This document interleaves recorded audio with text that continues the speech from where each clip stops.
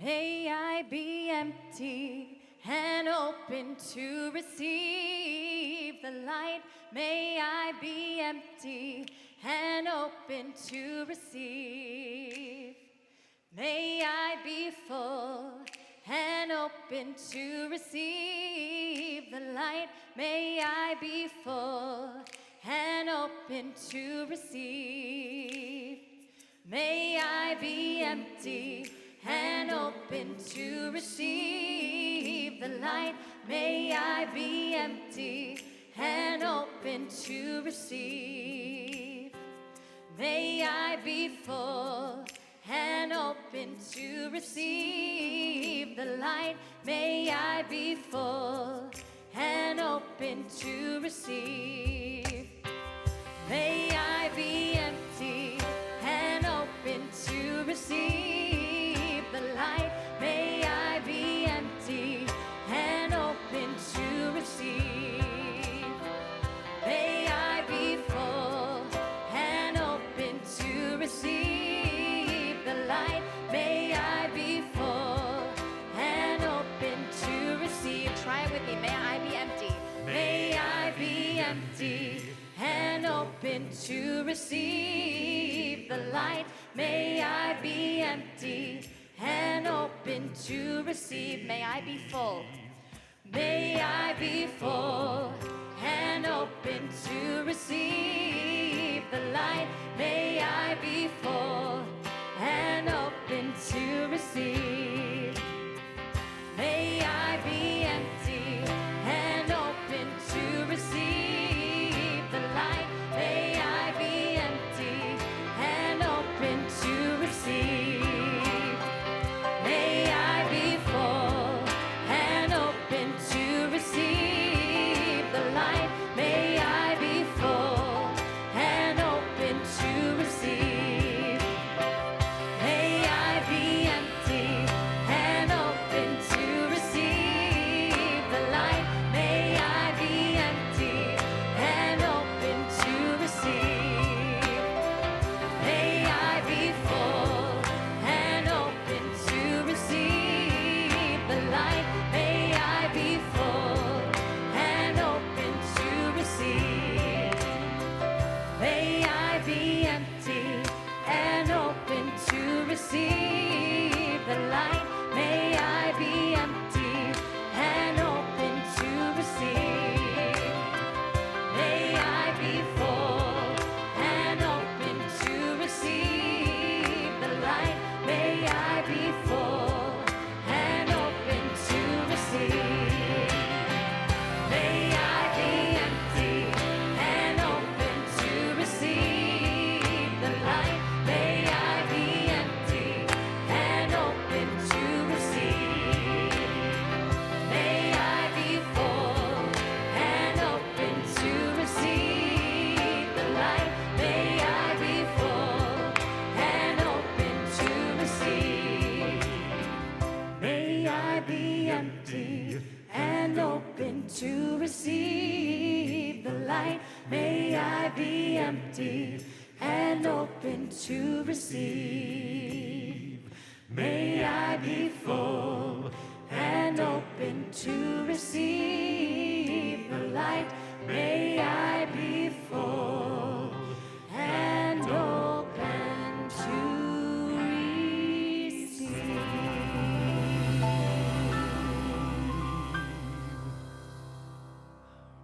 Shanah Tovah. Shanah Tovah.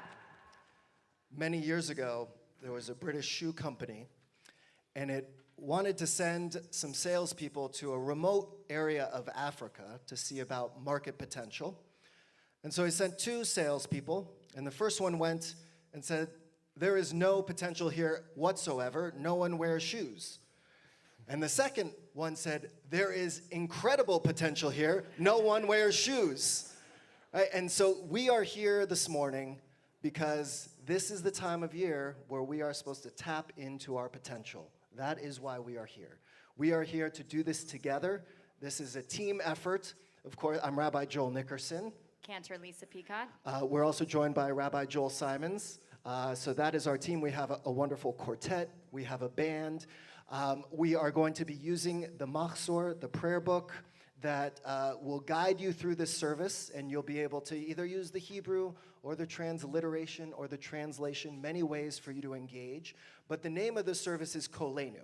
That means our voices. And so it's not just the voices of the quartet and Cantor Picot, but there are going to be times where we are going to be interactive, and we're going to ask you to participate, because Judaism is supposed to be an interactive experience. We are not here to perform for you.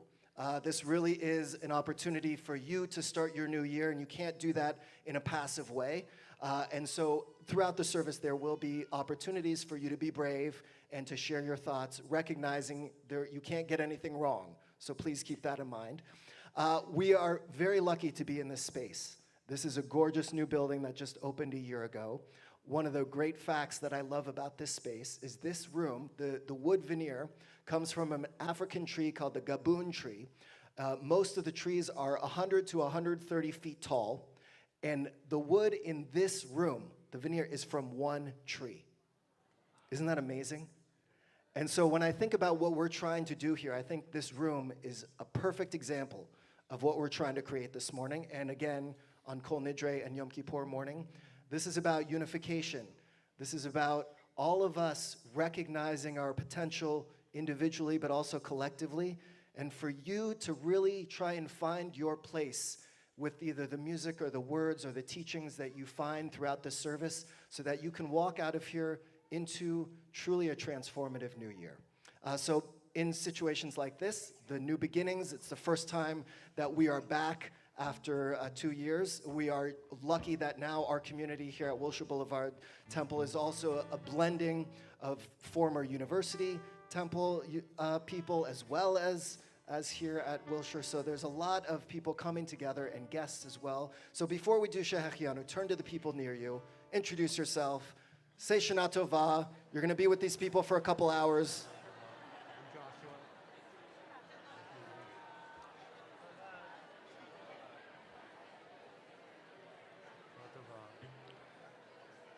Stop talking.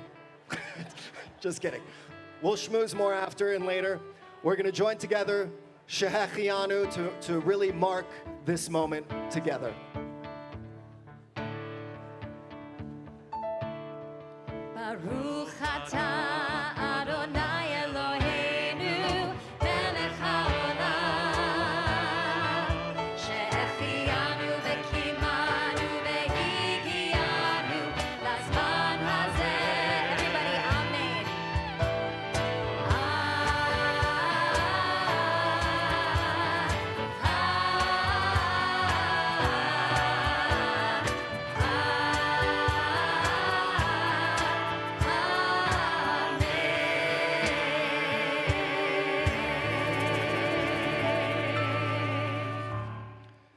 We're beginning on page 124, and this is going to be the first opportunity for people to participate. The set of prayers in the morning is called the Nisim B'chol Yom, the daily miracles. You think about spinning the dreidel. One of the 4 letters is a nun, stands for Nes, stands for miracle. And so we're supposed to wake up every day and remember and think about the miracles that we have in our lives. And so we're going to do a blending of some of the traditional blessings on page 124. The cantor is going to chant the first 2. And then I'm going to walk around with the mic. And if you have a blessing in your life that you want to share with us, it can be anything, I want you to raise your hand. I'm going to come by, and feel free to share that blessing with the rest of us, the miracle. Okay?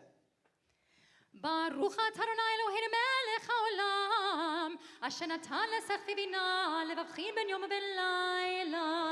Amen. Baruch atah Adonai Eloheinu melech haolam pokeach ivrim. Amen. Who's going to be the brave first person, the Nachshon?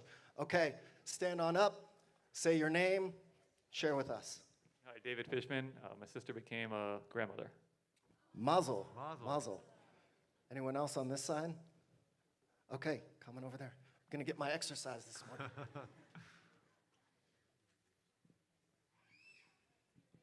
Hi, I'm Jill, and it's my birthday today, and my blessing is that I'm here. Happy birthday. Mazel tov, the birthday of the world and your birthday. And you were born on Rosh Hashanah too. Wow, amazing. Yes.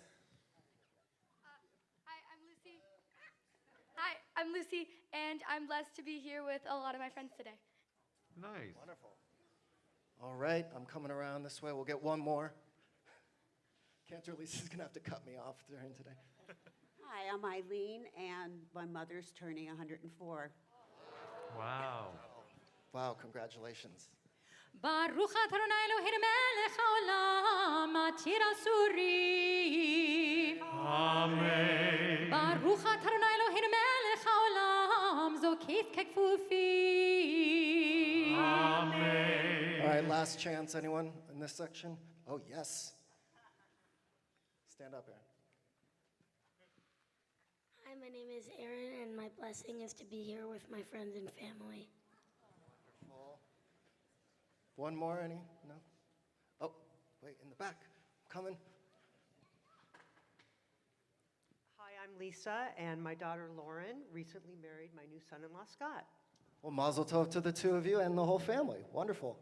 Baruch atah Adonai Eloheinu melech haolam, roka haaretz al hamayim.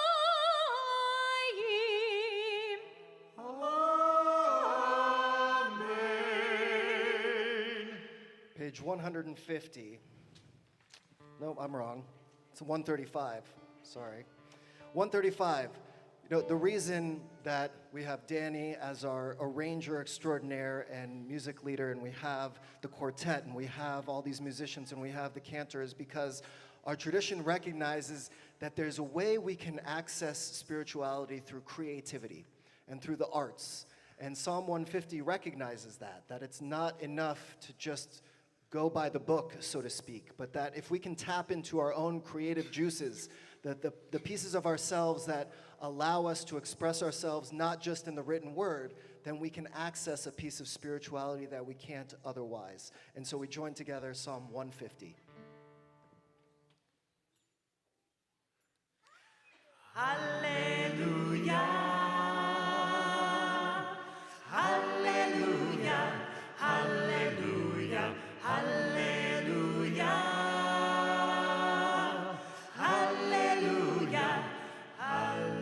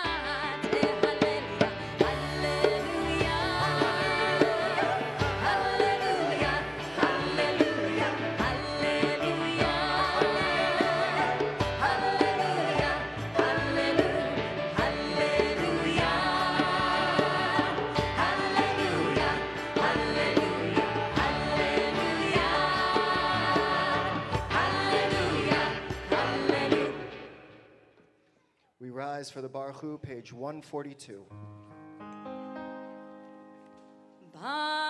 Baruchu et Adonai hamevorach.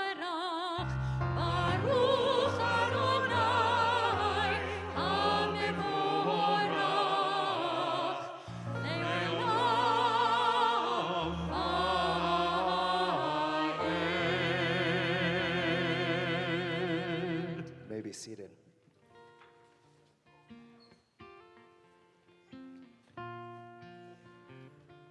As we turn together on page 146, we come to Ahava Rabbah. Now, the beautiful thing about our High Holy Day prayers are that so many of them we say every day. And there's only a few that we specifically say on the High Holy Days. But the challenge for us is these prayers that we say every day, how are we going to say them differently today? And how is the way that we're offering them today going to lead us into this new year?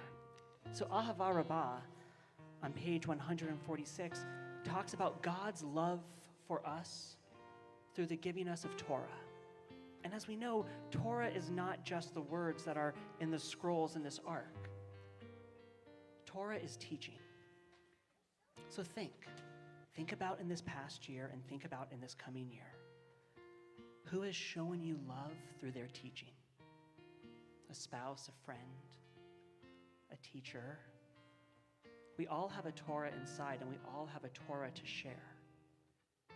So as we sing these words today, differently than we sang them last week and the week before, how are we going to think about those teachers in our lives that taught us their Torah? And how will that carry us into this new year? Ahava Rabbah, page 146.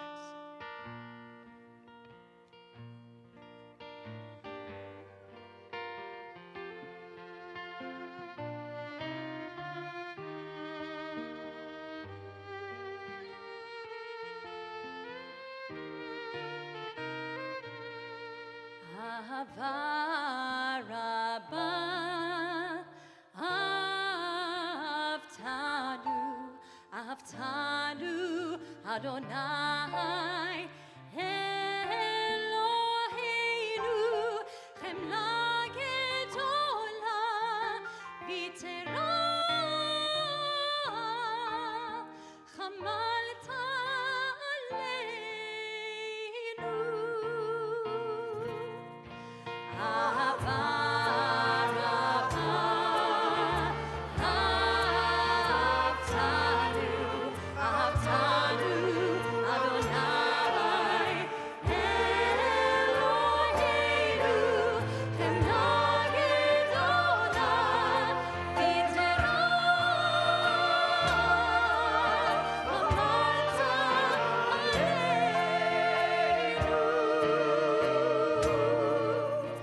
Avur Avotenu ve'imotenu shebatchu b'cha v'tilamdim chukei chayim kein techonenu v'tilamdenu kein techonenu v'tilamdenu. Ahava Rabbah, Ahavtanu, Adonai, Eloheinu, Chemla Gedola, Vitera,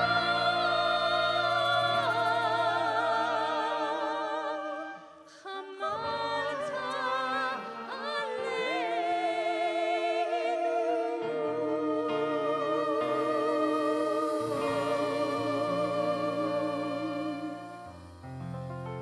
Shema Yisrael, Adonai Eloheinu, Adonai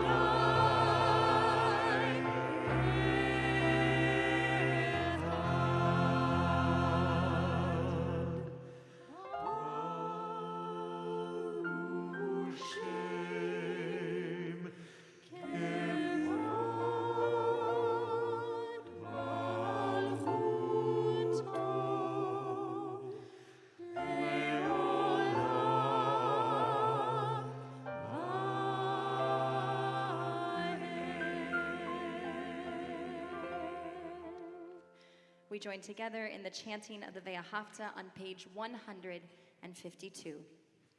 ואהבת את אדוני אלוהיך בכל לבבך ובכל נפשך ובכל מאודך.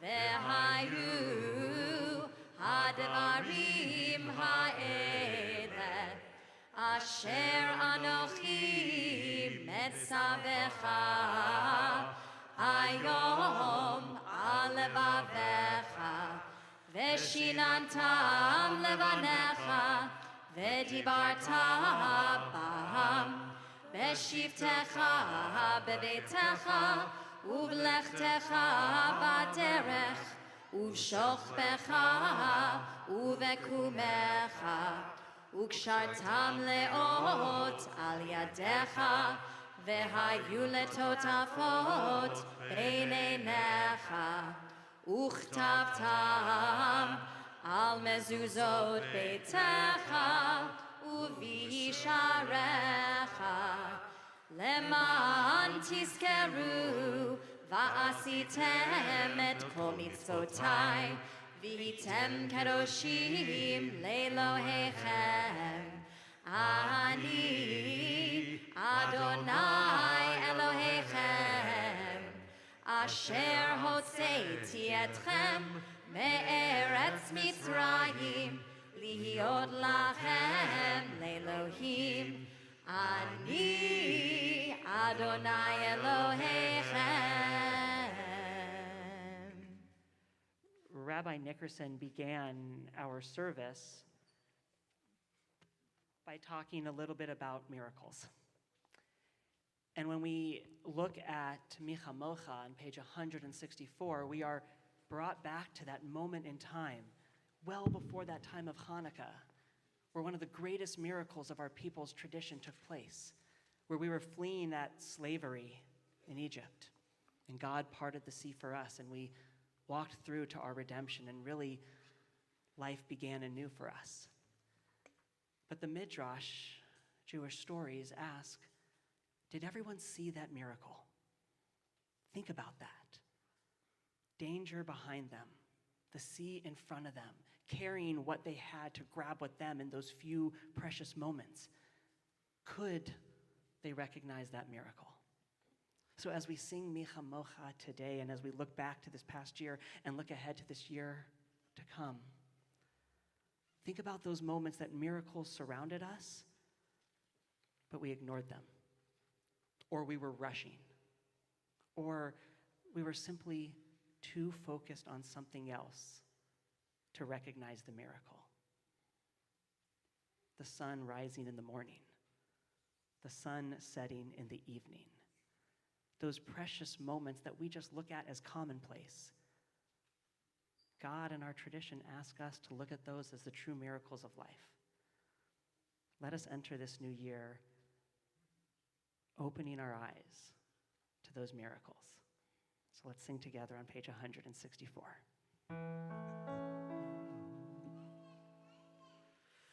Micha Mocha Ma'elim Adonai, Micha Mocha Nedar BaKodesh, Ula Tehilot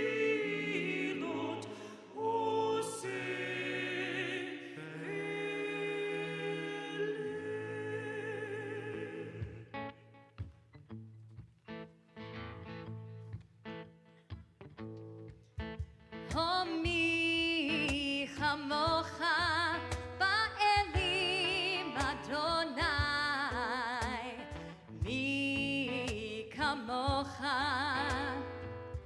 Nedar BaKodesh, Honora Tehilot Osefele, Nora Tehilot Osefele. Won't you help me sing these songs of freedom? They're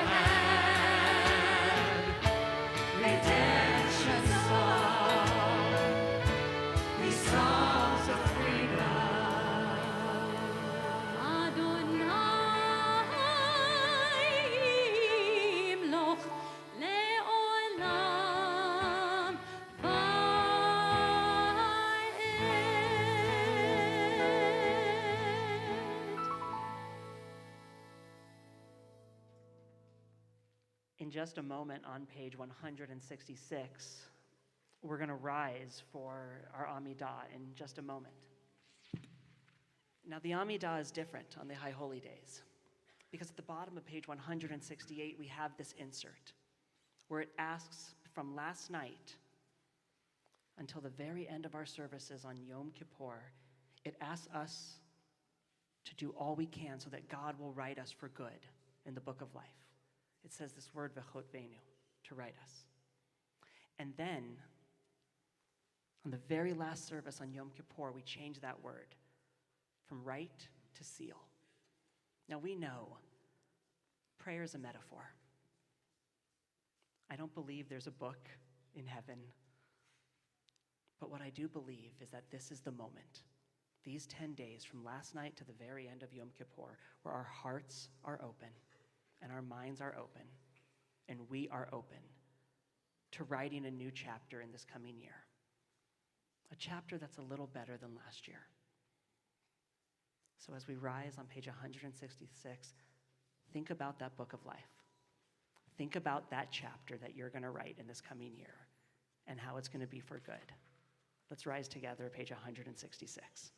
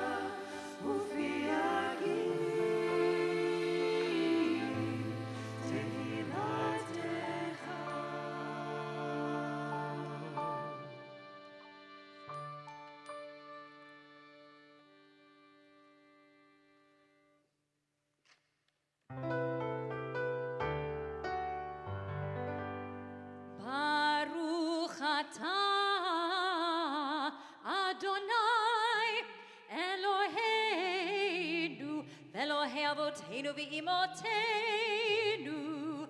Elohei Avraham, Elohei Yitzchak, v'Elohei Yaakov, Elohei Sarah, Elohei Rivka, Elohei Leah, v'Elohei Rachel.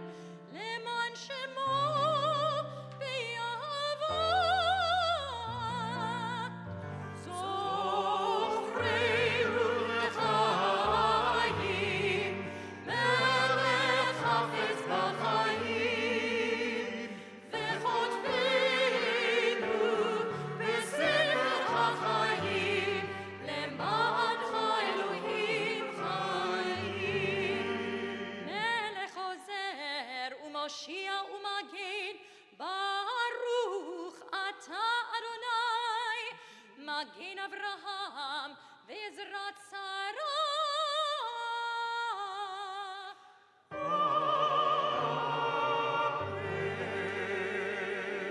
אתה גיבור לעולם אדוני, מחיי הכל אתה, רב להושיע. מכלכל חיים בחסד, מחיי הכל ברחמים רבים, סומך נופלים ורופא חולים, ומתיר אסורים, ומקיים אמונתו לשני עפר. מי כמוך בעל גבורות ומתגומר לך, מלך מביט ומחיה ומצליח ישועה. מי כמוך אף הרחמים, זוכר יצוריו לחיים ברחמים. ונאמנתה להחיות הכל, ברוך אתה אדוני, מחיי הכל.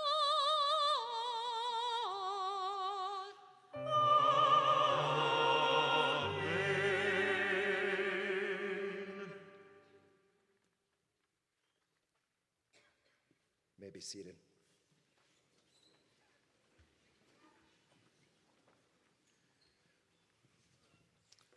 There's a phrase we sometimes use when we hear about tragedy.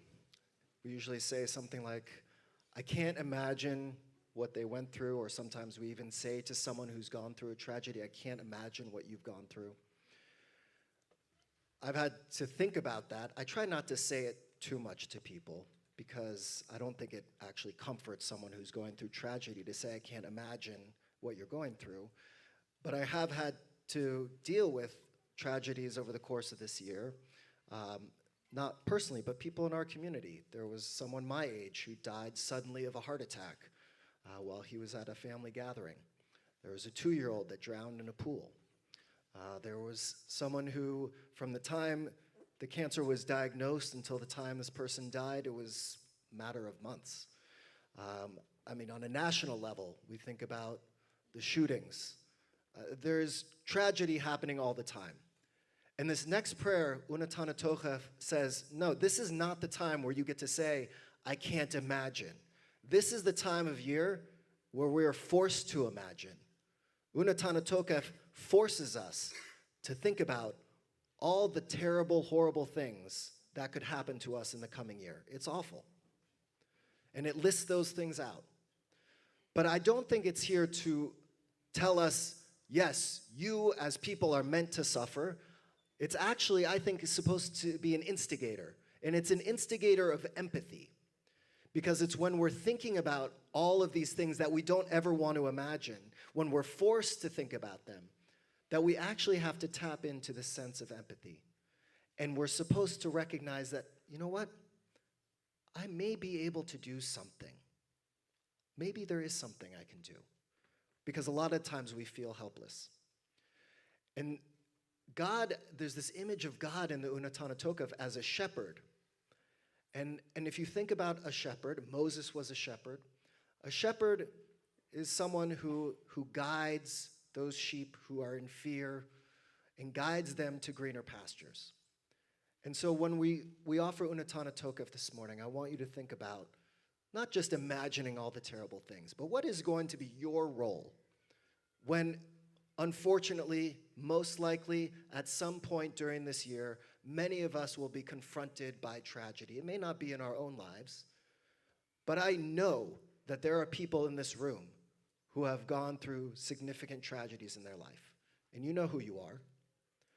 And we don't even know. You may be sitting next to someone who has had an extremely awful experience in their life, you wouldn't know it. But how can you look at this next year as an opportunity to open up your hearts a little bit more, to realize that there are things under the surface in so many of our lives that we are just not aware of, and this prayer is reminding us, be a shepherd, guide people. How can you use your heart? How can you use comfort to guide people to a better place? We have that capacity individually to do that, and this prayer reminds us of that capacity within each one of us. We turn now to the beginning of Unatana Tokef, page 174.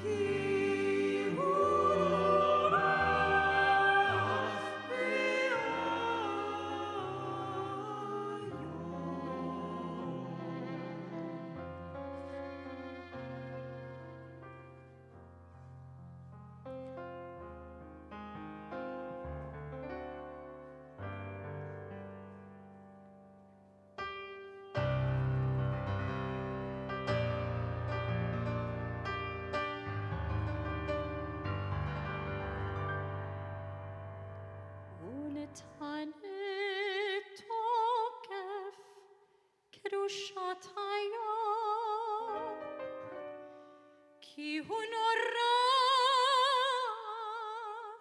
ve'ayom, uvo tinaseh malchutecha, ve'yikon bechesed kisecha, ve'teshev alav be'emet.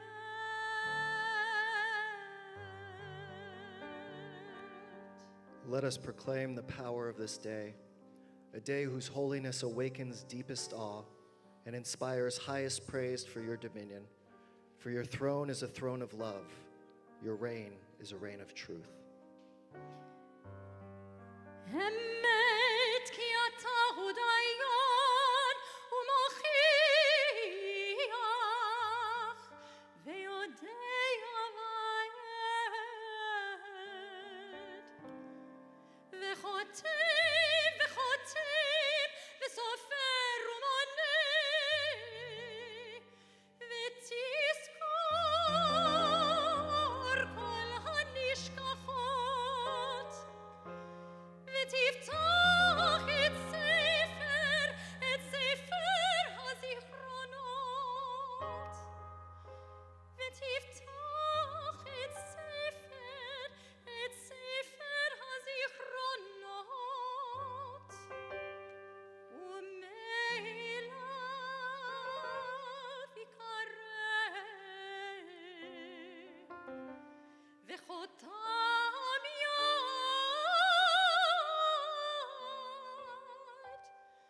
כל אדם בו. Page 176, and so a great shofar will cry Tekiah, a still small voice will be heard. Angels in a whirl of fear and trembling will say, behold the day of judgment, for they too are judged. In your eyes, even they are not blameless. ובשופר גדול ייתקע. ובשופר גדול ייתקע. וכל דממה דקה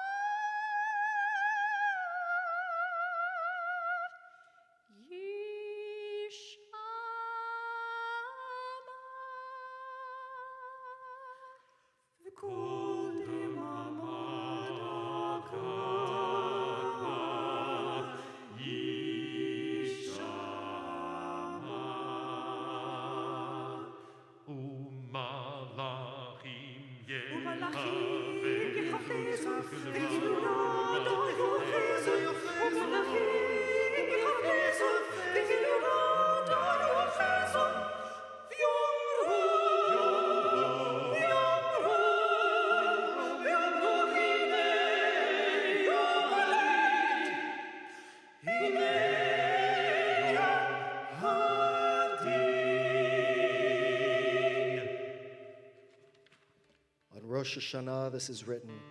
On the fast of Yom Kippur, this is sealed.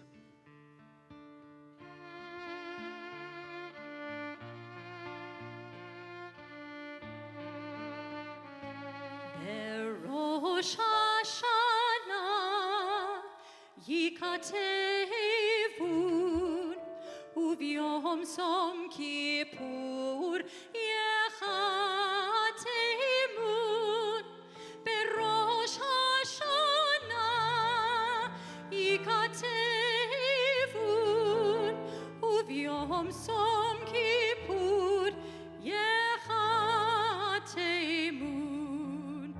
Who by fire, who by water, who in the sunshine, who in the nighttime, who by high ordeal, who by common trial, who in your merry, merry month of May, who by very slow decay, and who shall I say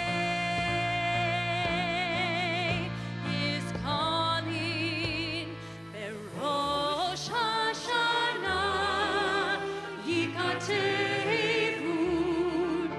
uvyom som kippur yechatemun berosh Hashanah yikatevun uvyom som kippur yechatemun. Who in her lonely slip, who by barbiturate, who in these realms of love, who by something blunt, who by avalanche, who by powder, who for his greed, who for his hunger, and who shall I say is calling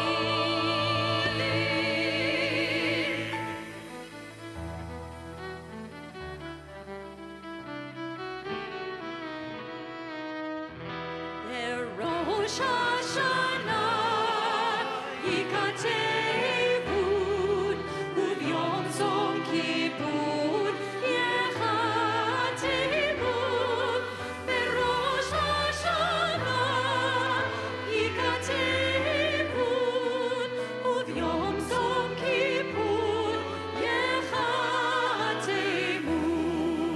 Who by brave ascent, who by accident, who in solitude, who in the mirror, who by his lady's command, who by his own hand, who in mortal chains, who in power, and who shall I say is calling Berosh Hashanah yikatevun uvyom som kippur yechatemun berosh Hashanah yikatevun uvyom som kippur yechatemun.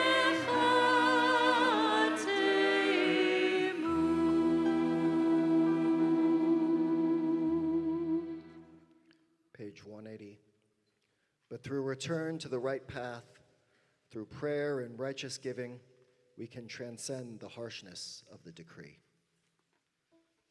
Dusha, a prayer about holiness, page 184.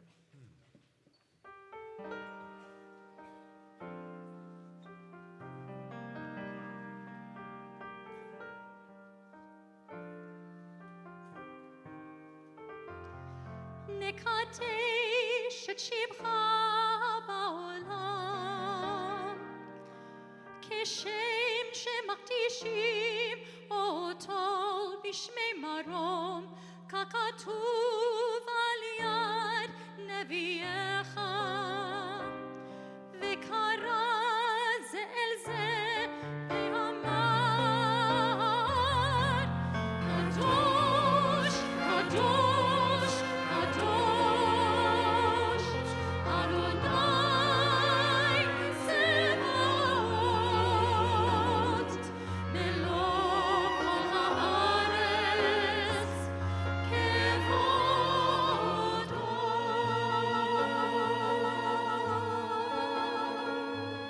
אדיר אדירנו, אדוני אדוננו, מאדיר שמך בכל הארץ. ברוך כבוד אדוני מכל אנו אלוהינו, הוא אבינו, הוא מלכנו, הוא מושיענו והוא ישמיענו, ברחמיו לעיני כל חי. אני אדוני אלוהיכם, ימלוך אדוני לעולם, אלוהייך ציון לדור ודור.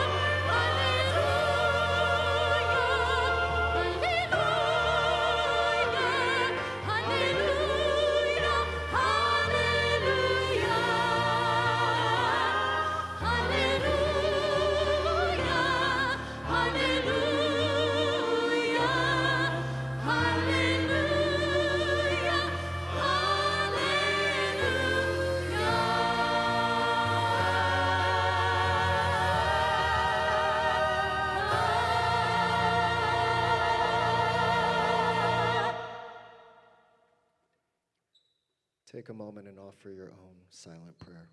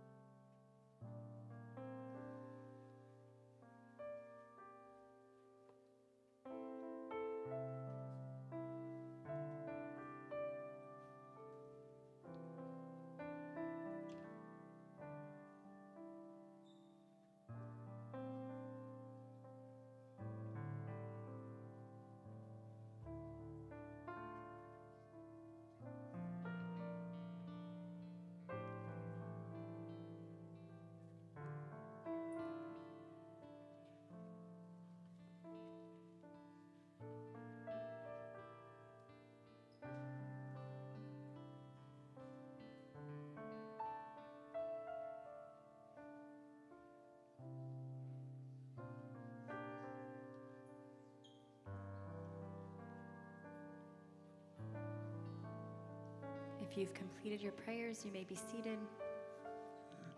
If you haven't, please take your time. There is no rush.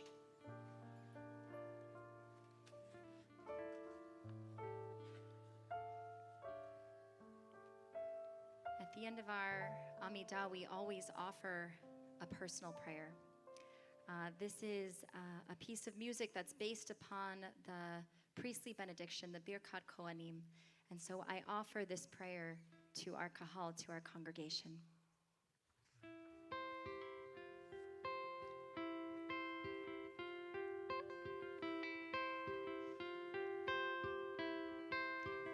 May I be safe, may I be free, may I find space space to just be. Kein yehi ratzon, kein yehi ratzon, may I find my way back home. Kein yehi ratzon, kein yehi ratzon, may I find my way back home. We call to mind someone who's been good to us, a teacher, a friend, someone who brings a smile when we think of them. We open up our hearts and we offer to them a blessing. May you be saved. May you be free. May you find space to just be. Kein yehi ratzon, kein yehi ratzon, may you find your way back home.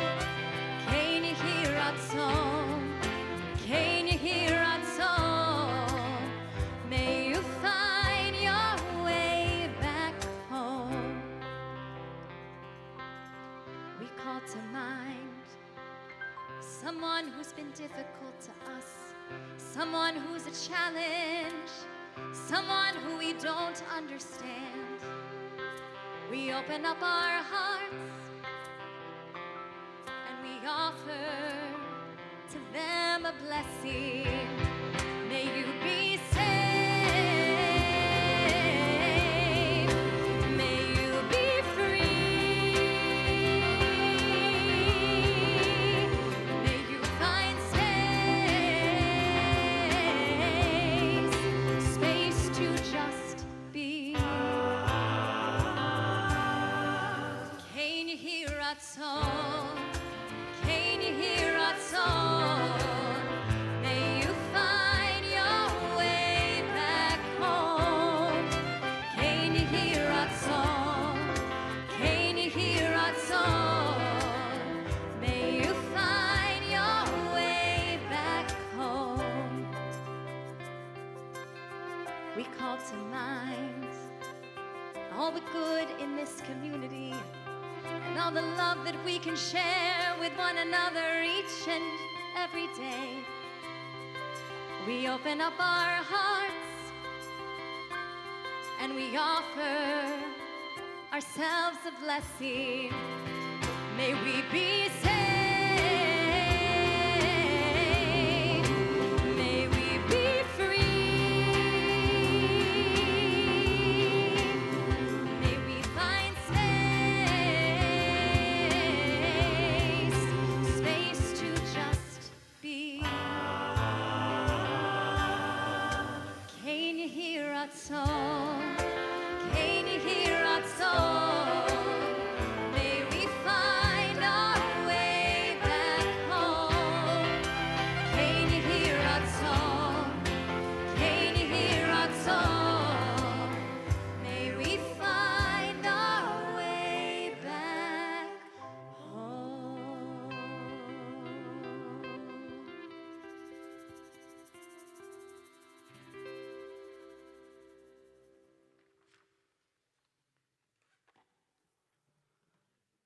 Yeah, wow, that was amazing.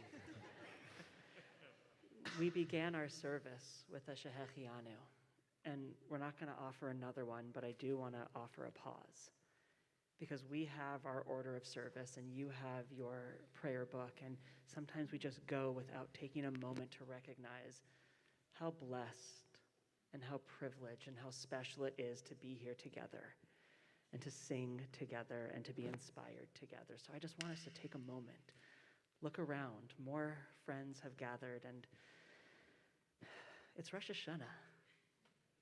We've made it.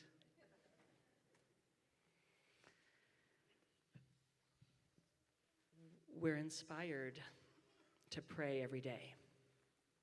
And when we think about our next prayer, Avinu Malkeinu, we only think about the High Holy Days, but Avinu Malkeinu is how we look at God.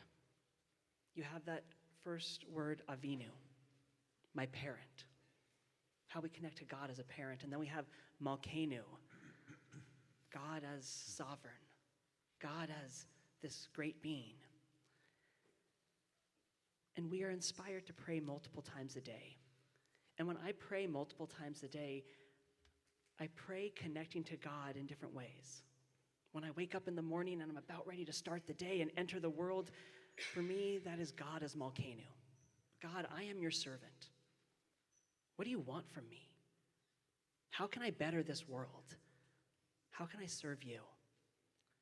And then when I pray at the end of the day and I am exhausted, and sometimes this world has gotten the best of me, it's God as Avinu. God, my parent, have compassion on me. Protect me. Let me know that tomorrow is going to be a little better. So as we rise on page 223 and sing these beautiful words of Avinu Malkeinu, think about how we connect to God. And it's not always the same. It's minute by minute, hour by hour, and day by day. So let's rise together for Avinu Malkeinu, page 223.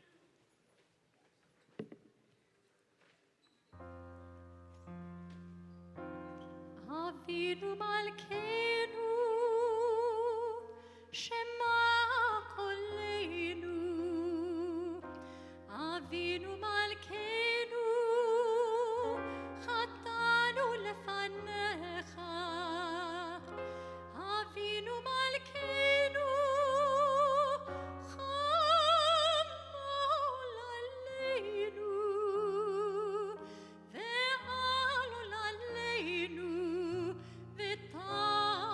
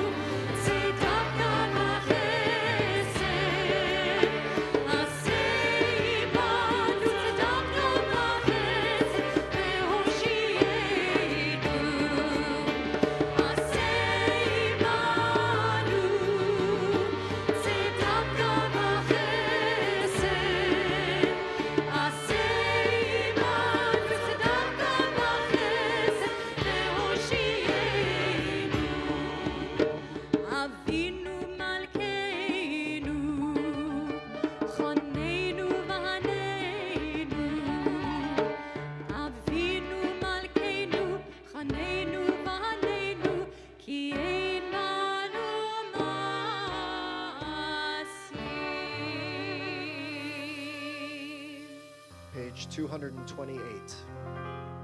Adonai, Adonai, Erachum v'chanun, Erech apayim v'rav chesed v'emet, Notzer chesed la'alafim, Nosei avon v'fesha v'chat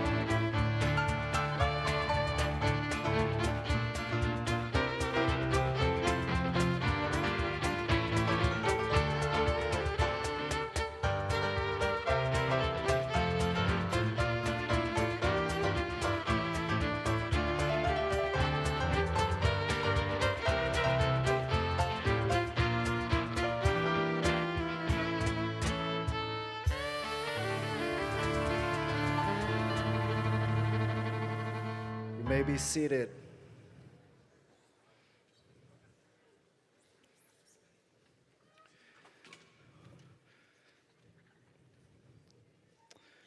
I was studying this Torah portion in this specific portion with our Browerman East 5th and 6th graders over the last couple of weeks, because we don't usually teach our kids this story because it's a very disturbing story that we're about to chant, and hopefully you'll read in English too.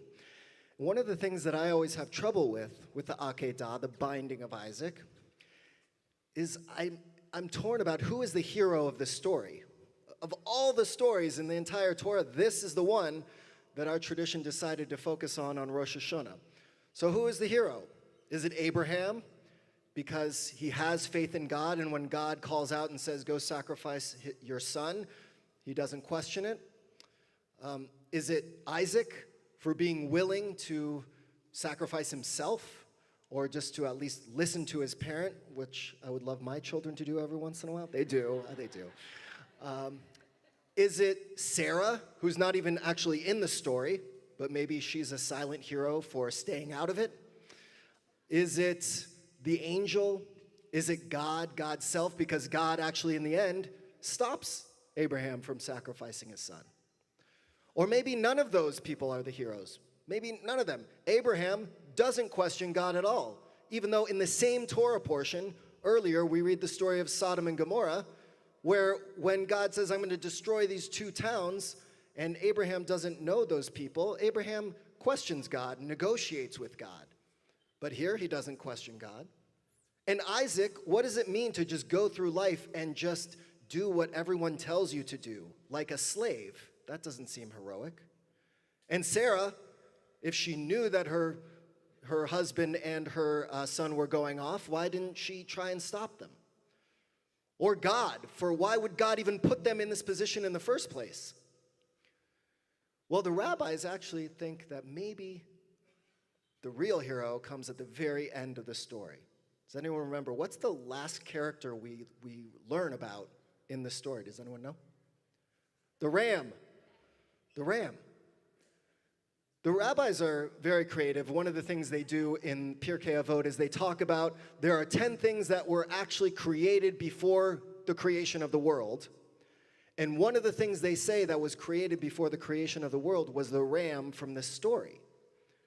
And of course, we have the fact that we blow the shofar every Rosh Hashanah, which is a reminder of the ram. And Yehuda Amichai, who was a very famous poet in Israel, the Nobel poet laureate of Israel, he wrote an amazing poem all about how the ram is the hero. So maybe it's the ram. Maybe it's the one who actually did sacrifice at the very end. Maybe this isn't a story about faith or questioning God. Maybe this is a story about the fact that we are in a time where we actually do need to go into the new year and be willing to sacrifice some of our complacency, some of our stoicism. We have to be willing to sacrifice if we are going to improve ourselves in this new year and if we're going to try and make this world a better place. So as we chant the story today, and you're going to be able to follow along beginning on page 240, maybe you haven't read the story in a while, maybe you've never read it through. It's only 2 pages. It's pretty easy to handle. I want you to read through it. I want you to think about for yourself, who is the hero? Do you think any of these characters are the hero? Do you think it's the ram? Is it God? This is the time for us to think about also, what are we willing to sacrifice in this new year? So we're going to begin. We have 3 Aliyot today. And we're going to begin, speaking of Browerman, I want to invite up Carrie Rifkin with her husband, and Evan, and Nahal, and Kevin, Danesh. If they could both come up, and we're thinking of Carrie Scott also. Carrie and Nahal are the co-chairs of our parent body at Browerman West, at our elementary school on the west side. And they have Carrie Scott, who is not here today, but who represents the East. These people have never been honored at High Holidays, and yet the 2 of them specifically have given so many hours and so much energy to support our schools. And so we wanted to honor them today with an aliyah to recognize the good work that they do, the importance of, it's not just the teachers and the administration, but so much of what runs an organization like this, and especially our schools, comes from the unending dedication of people like this. So please.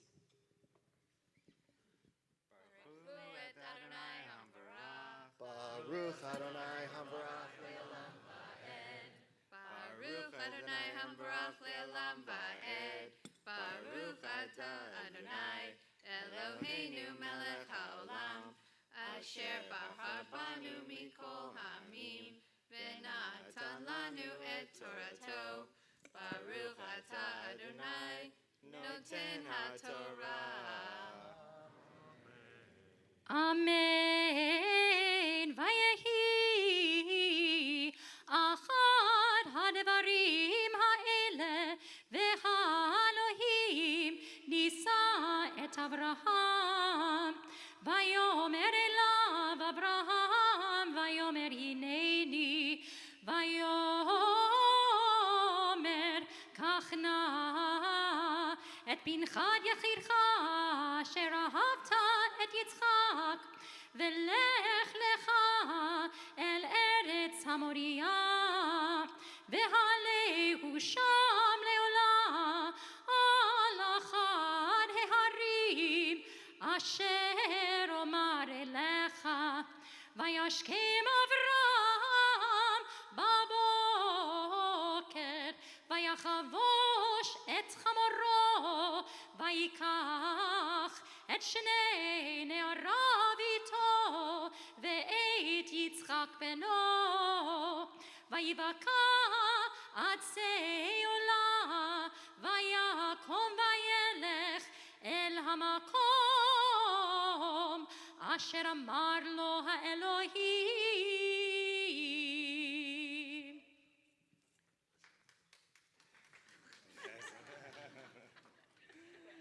Baruch Atah Adonai Eloheinu Melech HaOlam Asher Natan Lanu Torah Emet V'chayei Olam Nata Betocheinu. Baruch Atah Adonai Noten HaTorah. Amen. Carrie and Nahal, thank you for your dedication, and may you pass on your dedication and your passion to the next generation of leaders because they have a lot to live up to. But thank you for giving so much of your time and energy to supporting the students and the school that we have here at Browerman. And to the two of you as partners who deal with the long hours and everything that comes with what the work that they do. So thank you for the time that you have given as well. So thank you all very much. Thank you so much.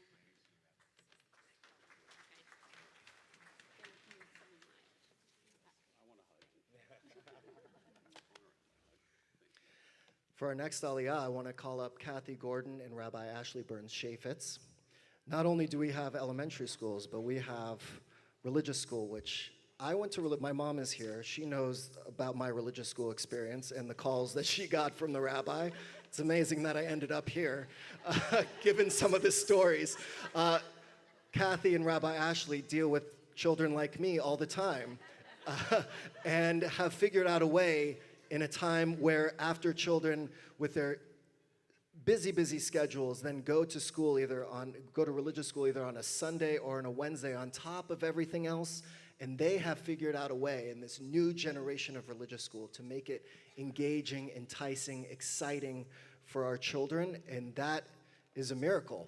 And so thank you to the two of you for all that you do, and so please. Baruch hu et Adonai Hamvorach. Baruch Adonai Hamvorach Leolam Va'ed. Baruch Atah Adonai Eloheinu Melech HaOlam Asher Bahar Banu Mikol Ha'amim V'natan Lanu Et Torato. Baruch Atah Adonai Noten HaTorah. Amen. Bayom hashlishi vayisav Avraham et einav vayaret hamakom merachok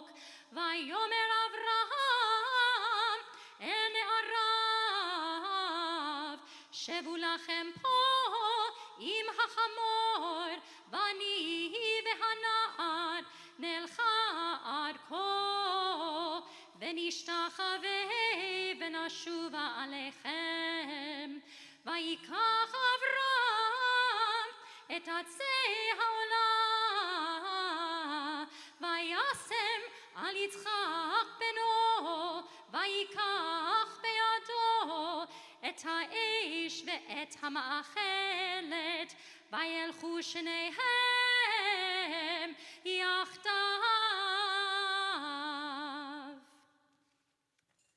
Baruch atah Adonai Eloheinu melech haolam, asher natan lanu Torat emet, v'chayei olam nata b'tochenu.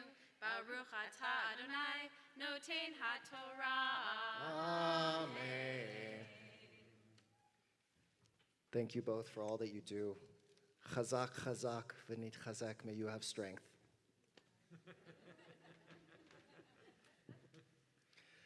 For our third and final Aliyah, we want to invite up Nan Goodman and Jana Bodek-Harris to represent, alongside Cindy Feeder, who is not here, to represent the women of Wilshire and the Sisterhood, two very important organizations within our synagogue who really help to support the women of our community. So, thank you.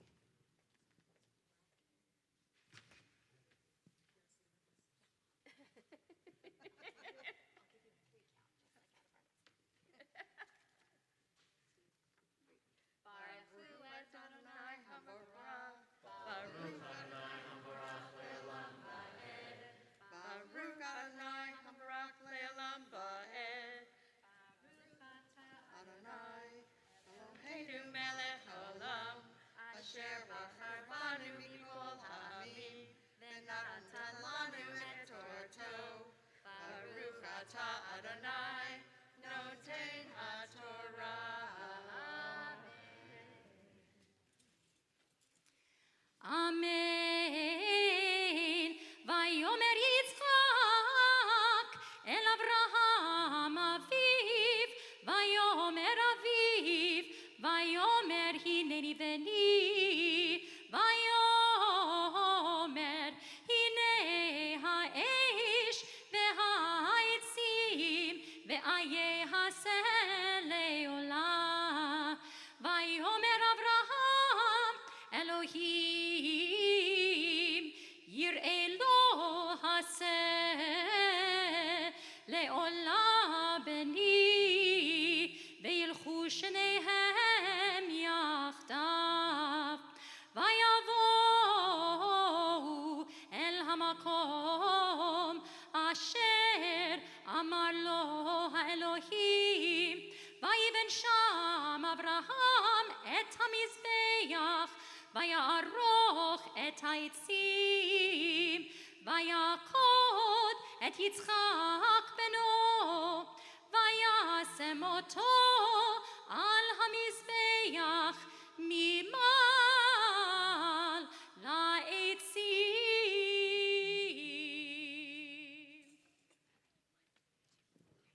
Baruch atah Adonai Eloheinu melech haolam, asher natan lanu et Torato, v'chayei olam atah b'tochenu.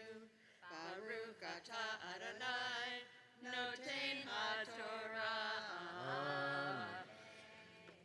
Many people focus on the forefathers, but the truth is, it's the women in the Torah that really do move the story along.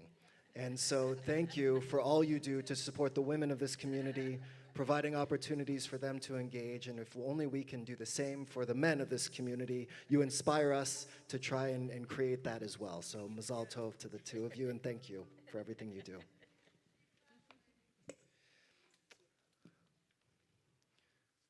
While the Torah is still out, we're going to offer a Misha Berach prayer in a minute.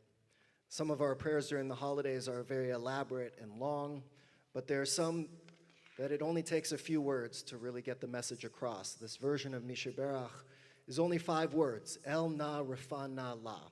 And it's the phrase and it's the prayer that Moses offered his sister. When his sister gets a skin disease, he calls out, he says, God, please heal her.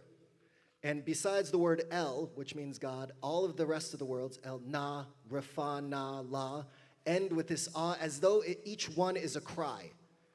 And sometimes, especially when it comes to healing, all we can do is just cry out like a primal cry and say, God, please bring some healing. And so today, it's our primal cry of just saying, God, please bring more healing to the people in our life, people around the world.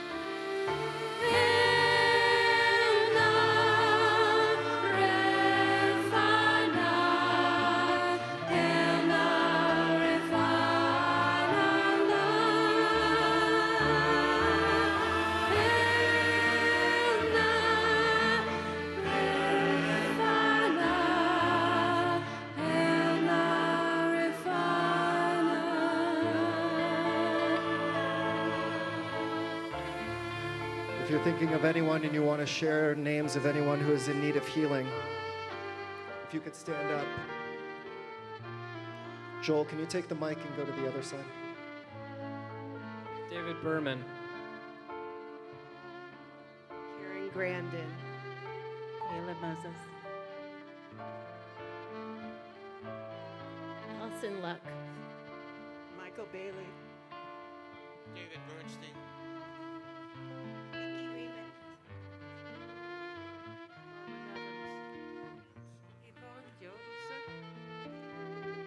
Patty Balch. Ronald Silverton. Kelly Aaron. Zach Bob and Sam Pearson. Regina Kleiner. Diana Glassman.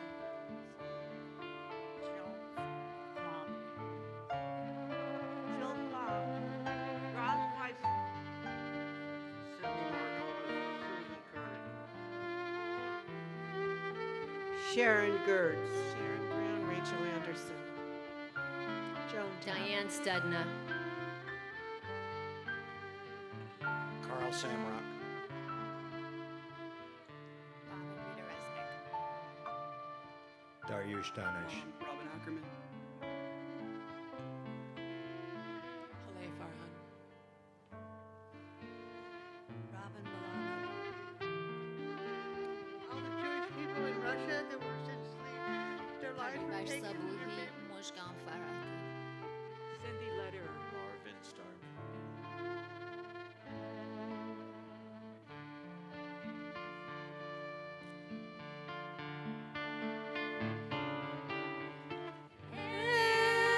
Refana,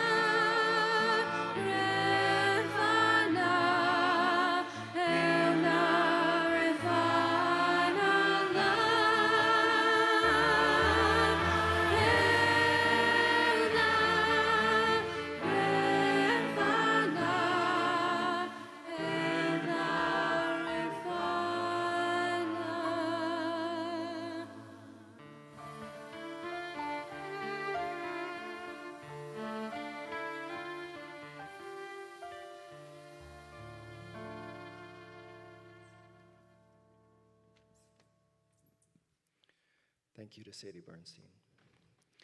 At this point, we are going to lift and dress the Torah, so I ask all of you to please rise.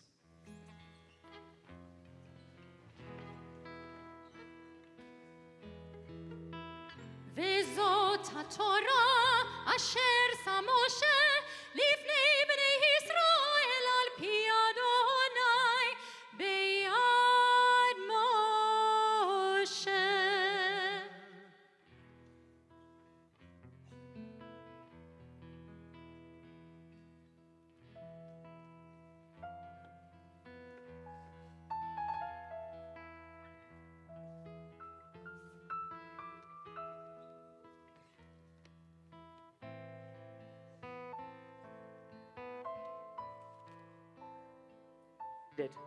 You may be seated.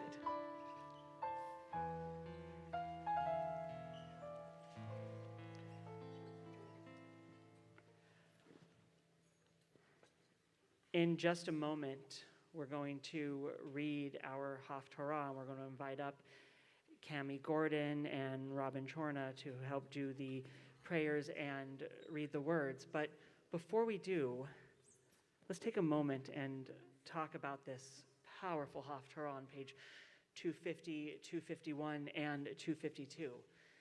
It's from the book of Samuel, and we have this amazing person, Hannah. And when we think about this Haftarah, we think about our lives and that common phrase that we bring into these high holy days, in which we recognize and realize that we cannot prevent how people treat us. The best we can do is how we respond to the situation. Hannah is tormented. Hannah is tormented by her barrenness. She's tormented by the high priest. She's tormented by her neighbors. But how does Hannah respond? Hannah responds with one of the truest and purest forms of prayer that we have seen all throughout our tradition. Her prayer is so deep and it is so in her heart, but words do not come out of her mouth. The words are so powerful that they ascend to heaven. And as Hannah is praying,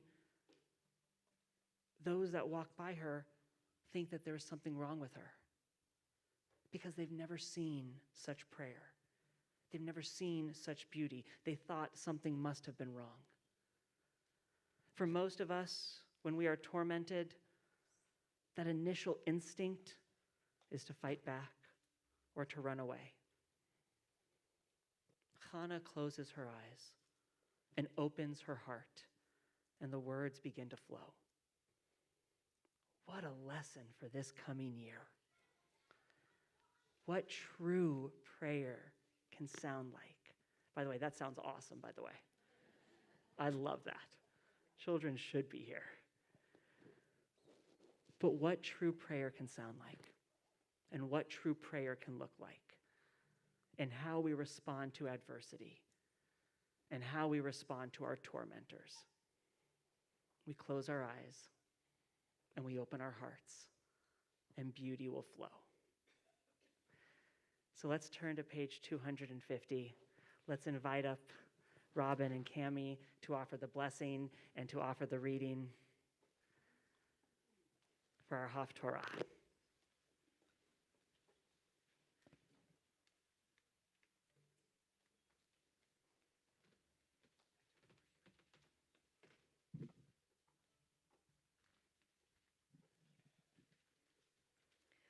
Baruch atah Adonai Eloheinu melech haolam asher bachar b'nvi'im tovim v'ratza v'divrehem hane'emarim be'emet.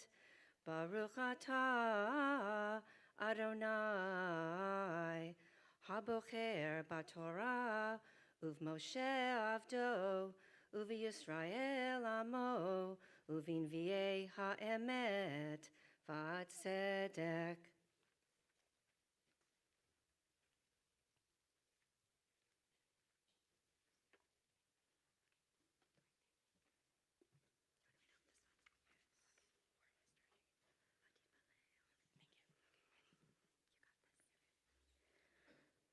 ותפלח ענה ותאמר אלץ ליבי באדוני רמה קרני באדוני רחפי על אויבי כי שמחתי וישועתך אין קדוש כאדוני כי אין בלתך sorry ואין צור כאלוהינו אל תרבו תדברו גבוה גבוה יצא עתק מפיכם כי אל דעות אדוני ולא נתקנו עלילות קשת גיבורים חטאים ונכשלים עזרו חיל שבעים בלחם נזכרו ורבים חדלו עד הקרא ילדה שיבה ורבת בנים ומללה אדוני מוריש ומשפיל משפיל עזרו חיל מוריש שאול עזרו חיל אדוני מוריש ומשפיל משפיל אף מרמם Thank you. Mekime, wait, no, that's wrong. Mekime afar dal meashpot yarim evion leoshiv im nedevim vechisei chavod Yerushalayim ki b'Adonai Eretz vayashet alehem tevel.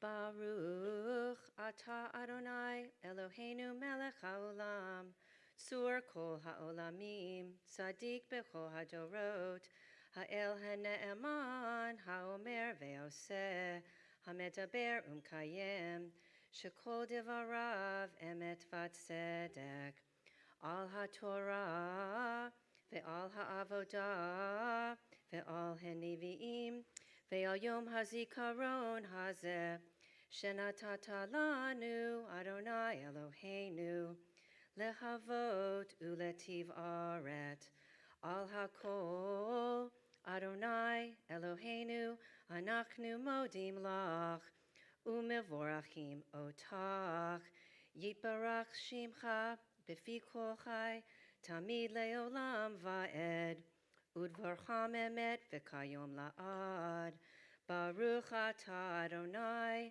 Melech HaKol HaAretz, Mekadesh Yisrael, V'yom HaZikaron.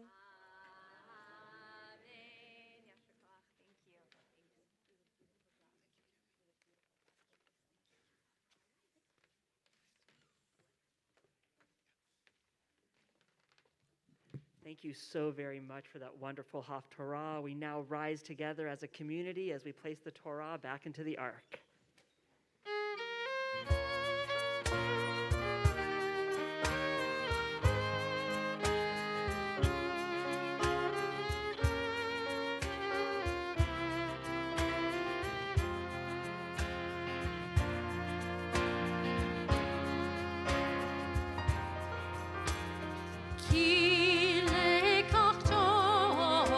Natan ti lachem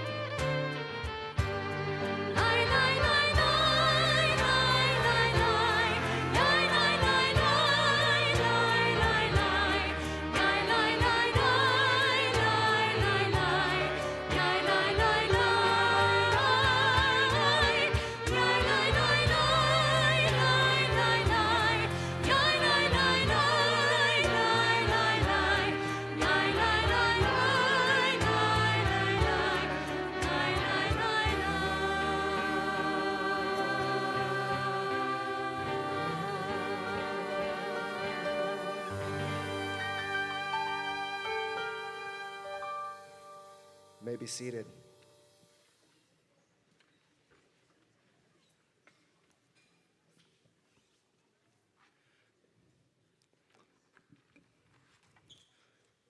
I want us to study something together, instead of me just talking at you. I want us to study something together and then maybe get a few of your interpretations of this story. My assumption is that the majority of you do not know this story. Now, first and foremost, I want to study a text together because I don't think we do enough of that in liberal Judaism. There are so many incredible stories in our tradition, not just the ones that we learn in the Torah, but the Talmud, for example, and this one is from the Talmud, is pretty unique, and I think it will throw you off, and that's the whole reason I want to bring it to you today. So I want us to study because I think that is a skill that as Jews is really important for us to be able to have, which is to interpret our texts and figure out a way to connect them to our own lives. And then I want to do it specifically from the Talmud because the rabbis have a great creative mind. And especially this one, you're going to see at the very beginning, we have this character which I assume you would never connect with Judaism, Satan. And Satan shows up actually a lot in Jewish texts. It's not the Satan of the Christian tradition. Satan in Hebrew means the adversary. And so throughout Jewish texts, really Satan is a character from God who is sent to teach a character a lesson about how they can be a better person. So it's not necessarily a negative force in the way that we would think about it in a Christian way, but I want us to study this text together, and I want to hear what you have to say about it. So I'm going to read it out loud, and then I'm going to break it down a little, some of the things that stand out to me, and then I want to hear if anyone else has any ideas, okay? Hopefully we have enough copies, or please feel free to share with the people near you. Polemo used to say every day, "An arrow in Satan's eyes." One day, it was the eve of Yom Kippur. Satan disguised himself as a poor man and went and called out at Polemo's door. Bread was brought out to him. He pleaded, "On such a day when everyone is within, shall I be out?" Thereupon he was taken in and bread was offered him. "On a day like this," he urged, "when everyone sits at the table, shall I sit alone?" He was led and sat down at the table. As he sat, his body suddenly was covered with suppurating sores, and he behaved repulsively. They told him, "Sit properly." They gave him a glass of liquor, and he coughed and spat phlegm into it. They scolded him. He fell and died. Then Polemo heard people crying out, "Polemo has killed a man! Polemo has killed a man!" He fled and hid in the bathroom. Satan followed him, and he fell before him. And when Satan saw how Polemo was suffering, he disclosed his identity. He asked Polemo, "Why have you been cursing me?" Polemo asked, "Then how should I speak?" And Satan said to him, "You should say, 'May the merciful one rebuke Satan.'" The end. So clear, right? It's a very clear story, right? Like most Talmudic stories, it takes a little bit of unpacking to really understand what's going on here, okay? Polemo used to say every day, "An arrow in Satan's eyes." In other words, this is a story about a man who has complete spiritual blindness. He thinks he is holier than thou, and that Satan has nothing on him. He is such a good man that every day he wakes up and says, there is nothing in this world that I can't handle. I am such a good person that I got it. I got this, right? And so already we know that Polemo's character, and of course, we are supposed to imagine ourselves in Polemo's place as well. How many times do we get up in the day and say, "I got this. I'm doing really well in life. I'm being the best person I can be"? Well, one day it was the eve of Yom Kippur, and that's the reason I'm bringing this here. Yes, it's Rosh Hashanah, but it means that this is the time of year where we are supposed to be focusing on tshuva, on trying to be better people. Here, on the eve of Yom Kippur, when everyone gathers together in the house, getting ready for a nice meal before they're going to fast for 24 hours, that's the setting. We know that this is going to be a story about tshuva from that one line. This is a story about how Polemo needs to figure out a new way of being, that something is going wrong with the way he lives his life. Satan disguised himself as a poor man and went and called out at Polimo's door. Right? This is a story about calling Polimo out. This is a story to remind us sometimes we need to be called out. We're not as good as we sometimes think we are. Bread was brought out to him. He pleaded, "On such a day when everyone is within, shall I be out?" Thereupon he was taken in, and bread was offered him. To me, this is the key question of the entire story. This is what the story is about, in my opinion. When everyone is within, shall I be out? Who is in and who is out? Who are we excluding? Who are we including? When are we the person who is on the inside? And whether we know it or not, we're excluding people. And one of those moments where we feel like we are on the outside and everyone else seems to be in. That seems to be the crux of what's going on here, and one of the challenges that Polimo has and that we all have. The in and the out, the boundaries of what we're willing to open up our hearts and minds to and what we're closed off to. On a day like this, he urged, when everyone sits at the table, shall I sit alone? He was led and sat down at the table. As he sat there, his body suddenly was covered with suppurating sores, and he behaved repulsively, and they told him, sit properly. So first, the idea of sitting down at the table. If you may or may not know, the Shabbat table is supposed to remind us of the sacrificial altar at the temple. That was a place a long time ago where we would sacrifice those animals to God and connect to God through those sacrifices. And the Shabbat table became the place where we are supposed to imagine that we are sacrificing a piece of ourselves to enter into Shabbat, because it's not easy to kind of just stop and put on the brakes. We have to sacrifice that momentum that seems to be pushing us further and further to go, go, go, make.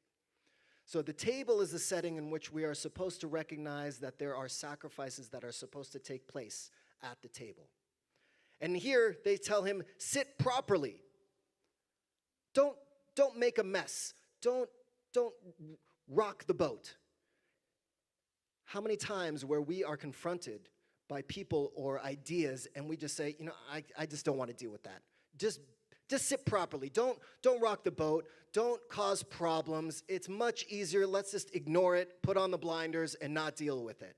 That seems to be what's happening in Polimo's home. They are shutting themselves off to the fact that here is this person who came into the house. He is not like them at all. They want him out, and even when he's in, they are telling him, you have to act a certain way. Just sit there properly. Don't be yourself. Be the way we want you to be in this moment, the way we declare you should be. They gave him a glass of liquor, and he coughed and spat phlegm into it, and they scolded him. We don't want to be bothered by other people's weaknesses or their problems sometimes.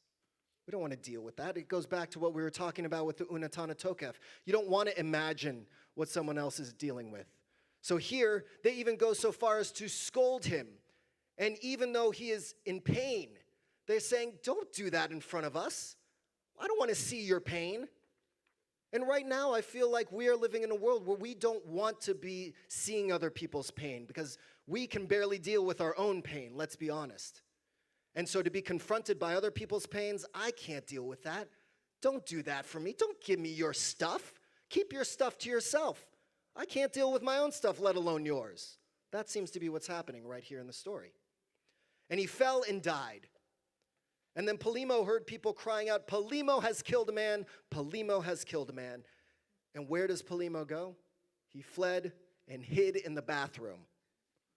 Not where you would imagine he would run, especially it is Kol Nidre. Why is he not running to the synagogue to try and become a better person? Of all the places he's going to go to the bathroom? By the way, back then, not everyone had a bathroom in their home. We're supposed to imagine that in the time of this story, that there was a collective communal bathroom, not in his house, but somewhere close by to his house. So where does he run? He runs to the bathroom. We all know what happens in the bathroom. But actually, if you think about it, incredibly, the bathroom is probably the place of most equality. Really, when you think about it, it doesn't matter how much money you have. It doesn't matter your status. When everyone's in that bathroom, there are beautiful bathrooms here, so feel free to use it. When you are in that bathroom and you are vulnerable, we are all as close to equal as it gets in a very interesting way.